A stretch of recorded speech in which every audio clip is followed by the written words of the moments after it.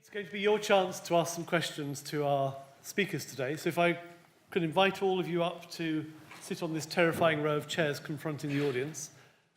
And while you're thinking up some questions for these good people, as the finely honed athletes they are, I want them to warm up with a question, which I'm going to give them, which is, as an individual or a business, what's the one thing I can do that will help York be a more livable city?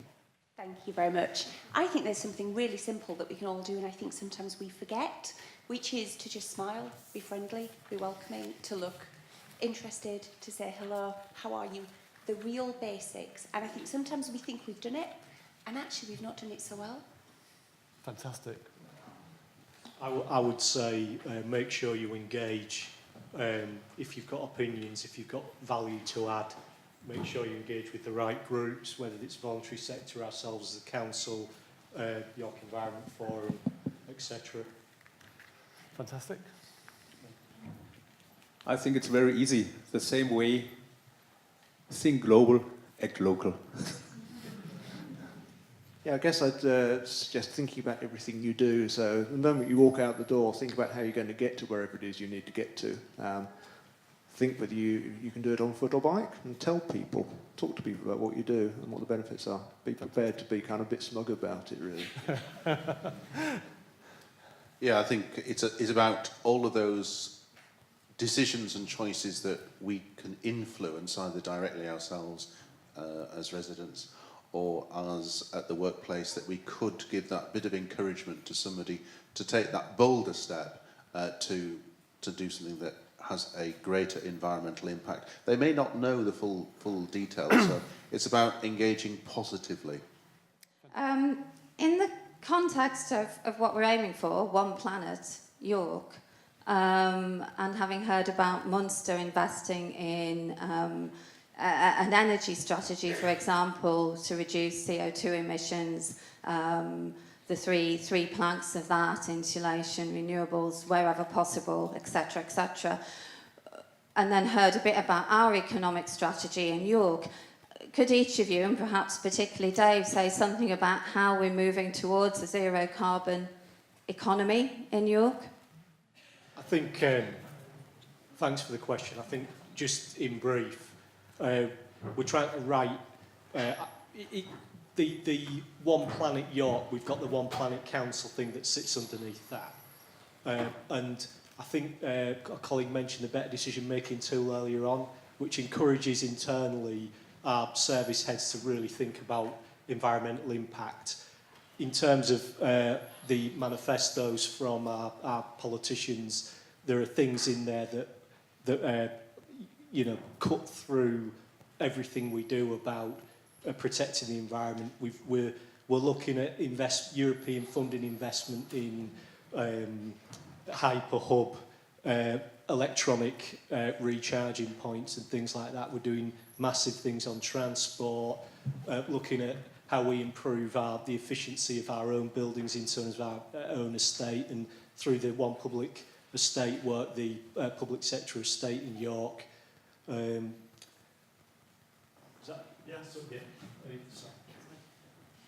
just want to chip in on that one, really. I think that there are issues in York about slightly kind of silo-ish nature of that kind of debate.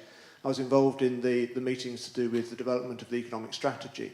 As one or two people in the audience will know, there were a number of workshops about this. There was one to do with transport, and in fact nobody bothered turning up for that one. So there are issues there in terms of how people bring environmental thinking into economic considerations. First of all, I think we have a special challenge, I think, in our minds. We often speak, especially in the Western industrial nations, about energy production. But we don't speak about energy reduction. And so this is one of the part of the solution. We must speak how we have solution for much to reduce energy. For example, a lot of energy we have for our buildings, for air conditions, for other things. How we can build modern buildings, how we can rebuild buildings. This is very important. And so this is one of the of the part. And on the other side, we have a lot of possibilities for renewable energy. So our issue is how we can save energy, how we can store energy. For example, power to gas, very interesting strategy, very interesting technological challenge for the future. But I think it is so like your strategy. Think easy. It's not so difficult. Think easy, and these are so easy ways to reduce energy, and it can begin by the citizen, by every body of the citizen. Ask yourself, what is the right way? How I can reduce my energy consumption? This is one of the secret of this challenge. Very briefly, I think there's a difference between York and Munster in that you have your own energy company. We don't. We used to, in the 1920s, generate most of the electricity consumed in the city. I'm pleased to see York Community Energy here. They're breathing life back into a scheme at Neyburn Lock about generating hydro. And that was one of the two schemes in York. I think there's a concept of energy democracy that many people want to generate their own renewable power.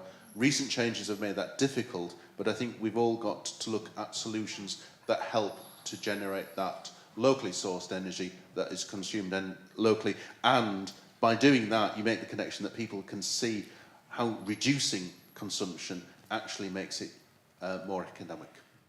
Hi. Hello, thanks very much. I wanted to ask about whether York felt inspired by the Munster presentation around the green spaces. I looked at that and thought, God, can't we do that? I'm sure there is work around green space in York, but I don't know quite where it's at.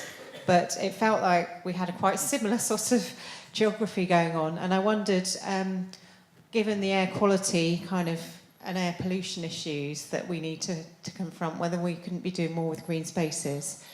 And I guess allied to that, how we kind of developing cycling networks, given the kind of problems we had with Lendal Bridge. Where are we going next on that? Because that seemed like we'd done all the hard work of putting something in place and then we rode back on everything.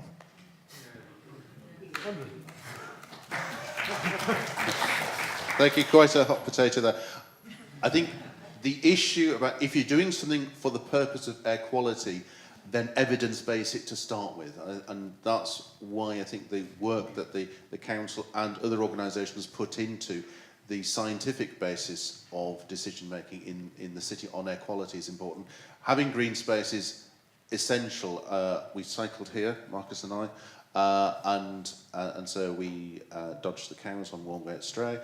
It's an important feature that not all parts of the city have the benefits of the strays expanding out as the city's expanding, and I think that's something that we really do need to address. I know that's worked into many aspects of the local plan, and I can remember in '94 being told, go on the Greenbelt Working Group, it's very close to completion. But government comes along, and I think what we do need to do is reinforce that it is feasible in other cities. Let's learn from that. I think we're very lucky in York in that we do have the strays, but the issue is largely about how we take green space into the city centre and think about green space not just as being parks or whatever else, but about how streets themselves can become greener and become more livable. And I think Andrew's right about, if we're going to try and do that to make the city a healthier place, that's one thing, but let's think about the beauty of the city too, and simply do it because it makes urban spaces more lovely to spend time in and more humane.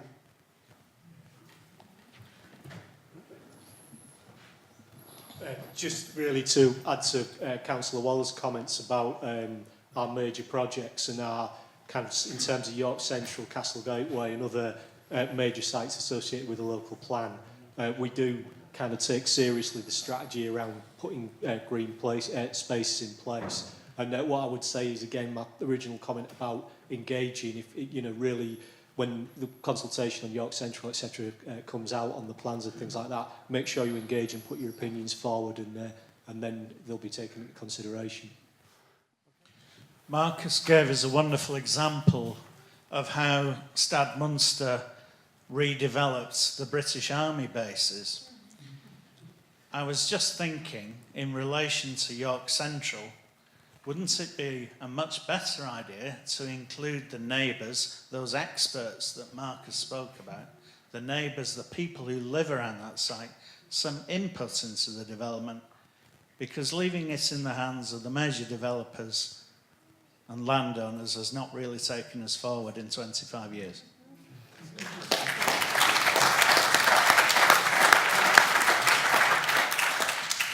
Who wants to pick that one up? How do I get conned into that? I probably shouldn't speak too much on York Central, but certainly Castle Gateway was mentioned earlier, and there is a process starting to gather momentum now for broader community engagement on what you'd like to see happening in the Castle Gateway project, which we hope can then be rolled out into kind of looking at other areas within the city and possibly even the local plan. First of all, thank you for this. I think we have the following challenges. On the one way, we would like to change this. We would like to create affordable housing, but also this is very important to create green spaces. You mentioned this is because the citizen would live in a green environment, and they must get a possibility for meeting points, for squares where the high diversity is a wealth. I think our cities, our urban development is so that we get more and more citizens from with different religious roots, with different cultural roots, and so our challenge is to create spaces where the citizen has a chance to meet together and to organize friendships. And if they organize friendships, then we have the possibility to get volunteers. So this is the spirit of this. But on the other side, the one part is to organize a planning process with a high part of participation, you mentioned to me. But the other situation is, until today, the owner is the Federal Republic in Berlin. It is very terrible to have to negotiate with them, because they make a huge mistake. The Federal Republic in Berlin, they speak often about sustainability, but the reality is they would like to have money. So, and this is absolutely terrible, because this is one of the huge mistakes in our societies, because we don't differentiate money and value. And green space is a value, and you can't only if you plan a city only by money. This is an ideologic situation. This is the end of the modern city. So we must be careful. Value is a part of sustainability. So this is my fight against Berlin. So I hope that we will get agreement.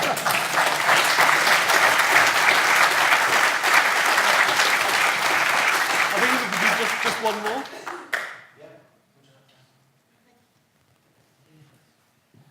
Hello. I was born up and brought up in York, and I've always thought all my life that many citizens seem to be a sort of small c conservative. They don't want any change. Anything new damages what they think is their heritage. All new buildings are monstrosities. We've all seen today how we can only become more sustainable and resilient if we do things differently. How are we going to move on without everything becoming an endless dispute? There you go. I think one of the key things in that is involving people early in thinking about the future city. There is a tendency, and it's not just York, to consult on the basis of proposals being put together and worked out in some detail, pictures being done of them, them being then stuck in front of the general population and people being invited to put a tick next to a box about which one they'd like. I think it's far too late in the day when that happens. We should be engaging with local communities and actually getting the local communities writing the brief for the designers who then design the shape of the former city. You know, we're not trying to do the job that these professional people can do, but what we need to do is to feed into that process early enough so they know what we want. And we therefore need to have a clear vision about what we want. Right, you could get to sit down. Give the theme of her speech earlier. Yeah, I would completely agree with that. And I think often on a professional basis, people will say, we need to consult with communities, but if we go at this point and it's not fully formed, is it just going to be a waste of our time? So should we have something more fully formed to present? And that critical moment where it's still at the idea stage is just lost. And I would really like to be braver and just have those bigger conversations which are about, we don't really know what we're doing about this, so we're here at the very early stage. We want to hear from you, all the things that you worry about or you are concerned about. Let's just talk about those and let's see where it goes. I think we try and package everything up into something a bit neater, and by that stage people are already disengaged, and I think that's a real shame. Fantastic. And then just the last word on this I'd like to give to Marcus, because he's already working out this local collaboration. Yes, I think this local collaboration is one of our big chance to have. Alone we are not able to get perspective, so we are in a wonderful situation. So this is an example. We have a wonderful Lord Mayor here in New York. So congratulations, it's not so far away to the Lord Mayor. And so there are a lot of politicians from the council. We have a lot of collaboration with the administration. And I think this meeting here is also an example. Therefore, we cannot live alone. We have a wonderful possibility to change acknowledge our things together. And so I think the question is so important. This are the same question like in our city. So this is the same challenges together. And I hope that we get more and more the idea of one planet York. And it's one planet Münster and York and one planet Europe and other things. So congratulations to this wonderful idea.